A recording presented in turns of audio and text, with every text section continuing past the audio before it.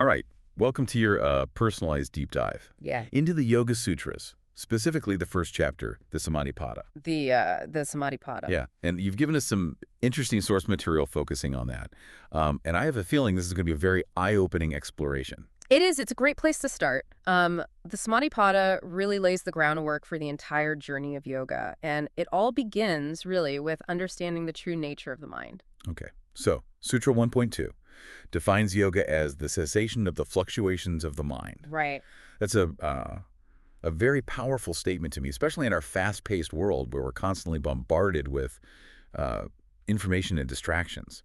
This idea of calming, that mental chaos, really Yeah. resonates with me. Yeah. And that's you've really hit on a key point. The Sanskrit term for this is Sita Vritti Nirodha. Sita refers to the entire field of consciousness. So, thoughts, emotions, memories, everything. And the vrittis are those waves of thought that are constantly, rippling across that lake, that field of consciousness. Yeah. And yoga at its core is really about calming those waves so we can experience, a state of stillness and clarity. It's like finding that peaceful space within, even amidst all that external chaos. Exactly. So the source material we have here delves into these 5 types of vrittis that cause that mental disturbance. One that particularly struck me was imagination without reality, which I think speaks to how often we get caught up in anxieties over things that haven't even happened. I do that a lot. I think everyone does that. I think that's part of the human condition. Yeah, and that's a perfect example of how these vrittis can lead to unnecessary suffering. We conjure up these mental images and stories in our minds, and we react to them as if they were actually real, and it creates, a whole world of stress and anxiety, and the sutras remind us that these are simply mental constructs. They're not necessarily the truth. Right. So how do we actually break free from this cycle of mental mayhem? The source material offers 2, I guess you could say, powerful approaches, or words of wisdom, Abhyasa and Vairagya. Yes. These are the cornerstones of yogic practice, really. Okay. So Abhyasa is the dedicated effort to cultivate mental steadiness. So it's about consistently showing up on your meditation cushion, even when your mind feels like a whirlwind. And it's about training the mind. Just like you would train your body, you have to train the mind. So it's about showing up, doing the work. Exactly. And Vairagya is about detachment. It's about, but not in a way that makes us cold or emotionless. No, not at all. All right. It's more about shifting our perspective. It's like, imagine, you're holding on to something really tightly, like in a clenched fist. And Vairagya is the process of slowly opening that hand, loosening the grip on our desires and attachments. I like that, loosening the grip. Not about being controlled by our craving. Exactly. Just letting them, I don't know, watching them pass by. Yeah, observing them with a sense of non-attachment and allowing them to arise and pass without dictating our actions. Finding that inner balance rather than being swept away by every thought and emotion. Exactly. Precisely. I love that analogy of the clenched fist. Yeah. As we cultivate both Abhyasa and Vairagya, we start to experience glimpses of that profound stillness the sutras refer to as Samadhi. Yes. Samadhi is described as this, intense meditative absorption, where the mind becomes incredibly still and clear. It sounds almost otherworldly to me. It is. It is. Is it really possible to completely silence the mind? And I can't even imagine what that would feel like. Well, it's a state that's really beyond the realm of our everyday experience. Right. But the sutras describe different levels of samadhi. So from, savikalpa samadhi, where there's still some, subtle mental activity, to the ultimate state of nirvikalpa samadhi, where all thoughts dissolve. Okay. And you experience, pure consciousness. Pure consciousness. It's fascinating to think about what other incredible possibilities lie within the depths of our own consciousness. Now, the source material also touches upon this concept of Isvara, and I find it both intriguing and maybe a little bit mysterious. It's sometimes interpreted as, God, but it seems like it's a much broader concept than that. You're right. It's not about, a deity in the traditional sense. Isvara, in the context of the Yoga Sutras, represents, pure consciousness. It's a guiding principle. It's that source of all knowledge and bliss. Okay. It's that underlying reality that connects us all, a concept that can be difficult to grasp with, just the rational mind. Right. It's a very subtle, profound concept. I'm sensing maybe a bit of my own skepticism creeping in here because it's hard. how do we even begin to understand or connect with this concept of Isvara? It feels so abstract. Yeah. Well, one way is through the practice of Isvara Pranadhana, which we touched upon earlier. Okay. Surrender to something greater than ourselves. Cultivating a sense of trust and allowing ourselves to be guided by a wisdom that's beyond, our limited understanding. It's about letting go of the ego's need to control everything. Exactly. Right. And, that act of surrender can be profoundly liberating because it allows us to tap into, a source of strength and wisdom that's beyond, our individual limitations. This whole conversation is really kind of shifting my perspective on what yoga truly is. I mean, it's so much more than just those physical postures. It's a journey of self-discovery, a practice of mastering the mind and uncovering the depths of our own being and the possibilities that lie within. Absolutely. And we've only just begun to explore the treasures that are hidden within these Yoga Sutras. Yeah. I'm already hooked on this deep dive. It's turning out to be quite the adventure, and I'm eager to see where it leads us next. But before we move on, what stands out to you the most from what we've uncovered so far? For me, it's the power of Abhyasa and Vairagya, really. Yeah. Cultivating discipline and non-attachment, even in small ways, can have a ripple effect throughout our lives, creating more space for peace and clarity amidst the inevitable chaos that we all experience. Yeah, and for me, it's this realization that true yoga is an inner journey. It's about, uncovering this stillness, the wisdom that resides within each of us. And it's a practice that extends far beyond the mat, influencing, how we navigate every aspect of our lives. And that's just the tip of the iceberg. Yeah. The journey continues, and we have so much more to uncover. Can't wait. Yeah.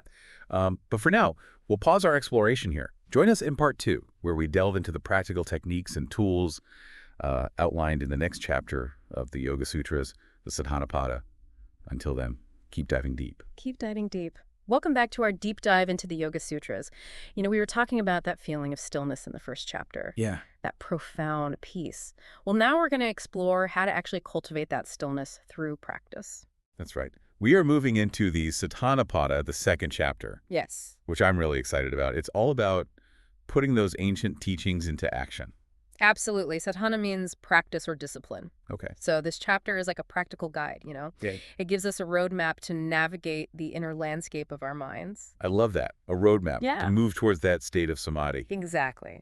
So where does this roadmap begin? What's the first step on this path of sadhana? Well, Sutra 2.1 introduces us to Kriya Yoga, which is a three-pronged approach. Okay. It involves tapas, fataya, and Isvara Pranadhana.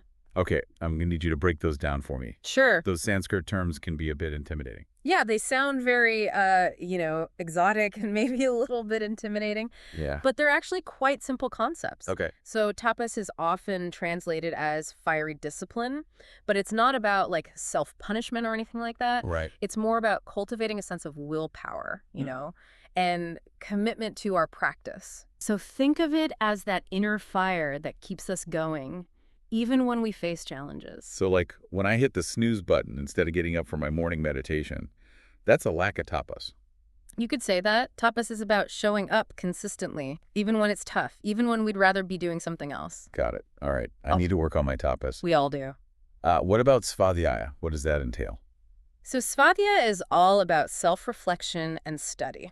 Okay. It's turning our attention inward to examine our thoughts, our beliefs, and our patterns of behavior. So practices like journaling or self-inquiry would fall under that. Exactly. Yeah. It's about developing a deep understanding of ourselves, our strengths, our weaknesses, our tendencies. Yeah. And the more we understand ourselves, the better equipped we are to, navigate the challenges of life. Absolutely. And then we have Isvara Pranadhana, which brings us back to that concept of Isvara we discussed in the first chapter, that sense of surrender to something greater than ourselves. Right. Remember, Isvara represents pure consciousness, that guiding principle, that ultimate reality. Yeah. And Pranadhana means surrender or devotion. Okay. So Isvara Pranadhana is about cultivating a sense of trust, letting go of the ego's need to control. When we were talking about Isvara in that first chapter, I have to admit, I was a little skeptical. It all sounded very abstract and out there, but now that we're talking about it in the context of practice, right, it started to make a little more sense to me. It's like we're acknowledging that there's a bigger picture, a greater wisdom at play. And we're opening ourselves to that. Exactly. And that's the beauty of the Yoga Sutras, you know. They offer these profound concepts, but they also provide practical tools to integrate those concepts into our lives. Right. And when we combine, you know, the concepts with practice, that's when the real transformation begins. Okay, so we've got Kriya Yoga, Tapas, Svadhyaya, Isvara, Pranadhana. This powerful three-pronged approach. Yes. Now, the source material also mentions the 5 kleshas. Are these obstacles on the path? You could say that Right. the kleshas are the root causes of suffering. Okay. They're like these deep-seated patterns that keep us stuck in, you know, cycles of negativity and dissatisfaction. Okay, so give me the rundown on these kleshas. What are they? All right, so we have avidya, asmita, raga, dvesha, and abhinavesha. Okay. So avidya is ignorance, that fundamental misunderstanding of our true nature. It's like we're wearing these distorted lenses that prevent us from seeing reality clearly. Okay. And then there's asmita, which is the ego or the identification with the limited self. Right. You know, we get so caught up in our self-image, our stories, our roles, that we forget who we truly are at our core. Yeah. And then we have raga and desha, which I think you alluded to earlier, attachment and aversion. Yeah. You know, we crave what we want and we push away what we don't want, and that creates a whole lot of internal turmoil. It does. It does. And finally, we have abhinavesha, which is the fear of death. That deep-seated clinging to life and the physical body, which is also rooted in that misunderstanding of our true nature. You know, we think we are the body, and so we fear its demise. Wow. When you lay it out like that, it's so clear how these kleshas can create so much suffering for us. Right. It's like these invisible forces that are constantly pulling us off balance. But the good news is the Yoga Sutras don't just point out the problem. No, they don't. They offer solutions, right? Absolutely. The practices outlined in this chapter and throughout the Yoga Sutras are all about addressing these kleshas and moving towards a state of greater freedom and peace. All right. I'm ready to hear about these solutions. Okay. What are some of the specific practices that the Samadhi Pada offers? So in addition to Kriya Yoga, this chapter introduces us to the 8 limbs of yoga, Okay. which provide a holistic framework for spiritual growth. The 8 limbs of yoga. Yes. I've heard of those. I could definitely use a refresher. All right, so think of it as an 8-fold path leading us towards liberation. Okay. So we have yama, niyama, asana, pranayama, pratyahara, dharana, dhyana, and samadhi. Those are, wow, there's a lot there. Yeah. Let's break it down, starting with the yamas. Okay, so the yamas are ethical guidelines Okay. that govern how we interact with the world around us. Okay. So they're about cultivating right conduct and living in harmony with others. So it's about more than just our personal practice. Exactly. It's about how we show up in the world. Exactly. How we treat other people, how we conduct ourselves ethically. Yeah. So the yamas include ahimsa, nonviolence, Okay. satya, truthfulness, Uh-huh. asteya, non-stealing, brahmacharya, moderation or a right use of energy, Okay. and aparigraha, non-grasping or non-attachment. You know, it strikes me that these yamas aren't just about being a good person. Right. They're also incredibly practical. Like, if we're constantly stealing or being dishonest, that's going to create a lot of chaos and negativity in our lives. Absolutely. And that's not exactly conducive to finding inner peace. Exactly. You got it. So the yamas create a foundation for living a life that is aligned with our highest values. Sure. And when we live in accordance with these ethical principles, it creates more harmony and peace, both internally and externally. So the yamas are about our outer world. Mm-hmm. And then we have the niyamas, which are... The niyamas are personal observances that guide our inner world. Okay. So they're about cultivating positive qualities within ourselves. Okay. They include saucha, cleanliness or purity, santosha, contentment, Okay. tapas, which we talked about earlier, So, svadhyaya, self-study, and isvara pranatana, surrender to a higher power. so the yamas are how we interact with the world. Mm-hmm. The niyamas are how we cultivate our inner landscape. Exactly. Together, they create this powerful foundation for spiritual growth. Absolutely. And then we move into maybe the more physical practices with asana. Yes, asana refers to the physical postures of yoga, which I think most people are familiar with. Right. But it's important to remember that in the context of the 8 limbs, Right. asana is not just about, you know, physical fitness or flexibility. It's about preparing the body for meditation. Yes, it's about preparing the body and mind for deeper practices, like meditation. Cultivating a sense of presence. Exactly, cultivating a sense of presence and embodiment. And then we have pranayama. which is all about... Breath control. Pranayama is the practice of regulating the breath, which has a profound impact on our physical, mental, and emotional states. It's like a bridge between the body and mind. Exactly, it is. It's amazing how much power we have over our state of being simply by regulating our breath, like when I'm feeling stressed or anxious. Just a few deep breaths can make a world of difference. Absolutely. But pranayama goes beyond just deep breathing, right? Yes, there are, specific techniques to control and manipulate the breath. Okay. Like lengthening the inhale, holding the breath, or breathing in specific ratios. Yeah. And each technique has a different effect on the nervous system and the energy flow within the body. So pranayama is like this subtle but powerful tool for shifting our energy and calming the mind. Exactly. And then we have pratyahara, which is... Sense withdrawal. Okay. So pratyahara is the practice of turning our attention inward, away from the distractions of the external world. So it's about consciously withdrawing our senses from that constant bombardment of stimuli. It's like closing the doors of perception to create that space of inner stillness. Exactly. And, we live in a world that is constantly vying for our attention. It is. And pratyahara is about reclaiming our attention and directing it inward. Yeah. It's about choosing where we focus our energy. Absolutely. And then we move into the deeper practices of dharana, dhyana, and samadhi. Yes. These three limbs are often referred to as the inner limbs of yoga. Okay. So dharana is concentration, focusing the mind on a single point.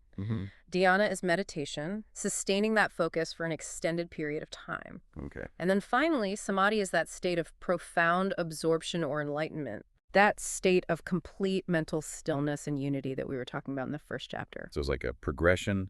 Concentration leads to meditation, which leads to samadhi. Exactly. You could say that it's a step-by-step process of refining our attention and deepening our awareness. Yeah. And as we move through these stages, we start to experience a profound shift in our perception of reality. This is incredible. We've gone from the ethical foundations of the yamas and niyamas to the subtle practices of pranayama and pratyahara, all the way to these profound states of dharana, dhyana, and samadhi. Yeah, it's quite a journey. It's truly a holistic system, addressing every aspect of our being. It is, and it's a reminder that the path of yoga is not just about sitting on a meditation cushion. Right. It's about integrating these practices into our daily lives, cultivating awareness in every moment, and making choices that are aligned with our highest values. This deep dive into the Samadhi Pada has been so inspiring. It feels like we've been given this practical toolkit for cultivating a more peaceful and fulfilling life. Absolutely. And, the journey isn't over yet. It's not. There's so much more to uncover in the remaining chapters of the Yoga Sutras. I can't wait to see what other treasures await us. But for now, we'll pause our exploration here. Join us for the final part of our deep dive, where we'll explore the Vibhuti Pada, the third chapter of the Yoga Sutras. Yes. Which delves into the extraordinary possibilities that unfold as we deepen our practice. Until then, keep diving deep. Welcome back to our deep dive into Patanjali's Yoga Sutras. In the first two chapters, we kind of laid the groundwork, exploring the philosophy and the practices that can lead us toward a more peaceful and balanced state of being. Yeah. But this last chapter you've provided takes us in a whole new direction. It does, doesn't it? We're entering the realm of the Vibhuti Pada, the third chapter, which focuses on the siddhis. These are extraordinary powers that can arise through advanced yogic practice. Siddhis. Powers. Okay, so we're talking about like supernatural abilities. This is where yoga gets a bit mind-bending. It can seem that way at first glance, but remember the Yoga Sutras always point us back to that ultimate goal of liberation, Kaivalya. And these powers aren't the end goal. Right. They're more like side effects, potentials that can unfold as the mind becomes more refined and the energy channels within the body become purified. Okay, so it's not about like chasing after superpowers, but it's about the transformation that takes place within us. Yeah. And these powers are simply a byproduct of that transformation. Exactly. Still, I got to admit, I'm curious. What kind of powers are we talking about? Well, the Vibhuti Pada describes a wide range of siddhis. Some relate to knowledge, like the ability to access past lives or to perceive the thoughts of others. Wow. Others are more physical, like levitation, the ability to control the elements, or even invisibility. Invisibility.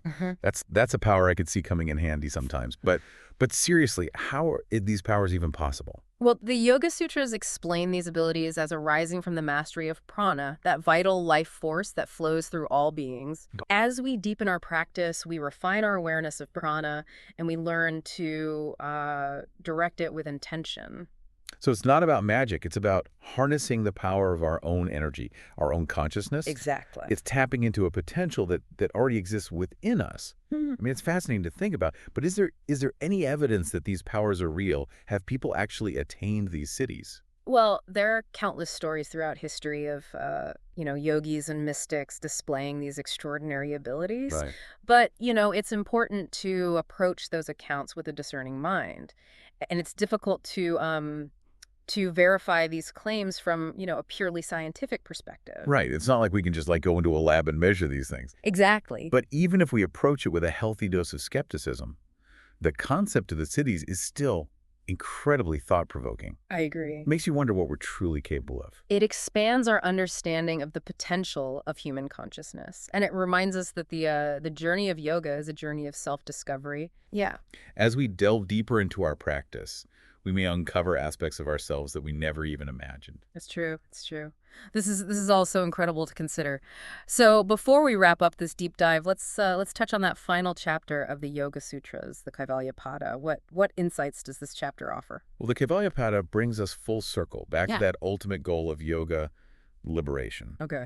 And it delves into the nature of the self, the true essence of who we are beyond all the limitations and illusions of the material world. It's about recognizing our true nature as pure consciousness, right? That we are not simply our thoughts, our emotions, our bodies, that there's something deeper, something more expansive at the core of our being.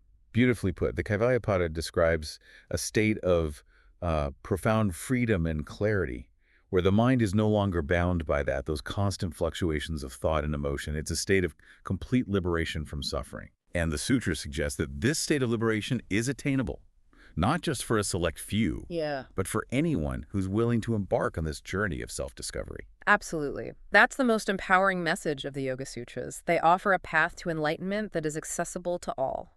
Regardless of our background, our circumstances, our beliefs, it's a path that is open to anyone who seeks to know themselves more deeply and to live a life of greater purpose and meaning. This deep dive into the Yoga Sutras has been an incredible journey. We've explored the philosophy, the practices, the extraordinary powers, and the ultimate goal of liberation. It's given me a whole new perspective on yoga and its potential to transform our lives. And hopefully it's sparked a sense of curiosity and inspiration in our listeners. Absolutely. If you're feeling called to explore these teachings further, pick up a copy of the Yoga Sutras and dive in. You might be surprised by what you discover. The journey of yoga is a lifelong adventure, a process of self-realization and spiritual growth. Take what resonates with you from these teachings and apply them to your own life. And most importantly, keep diving deep. Beautifully said. And on that note, we'll wrap up this deep dive into the Yoga Sutras. Until next time, keep exploring, keep learning, and keep diving deep.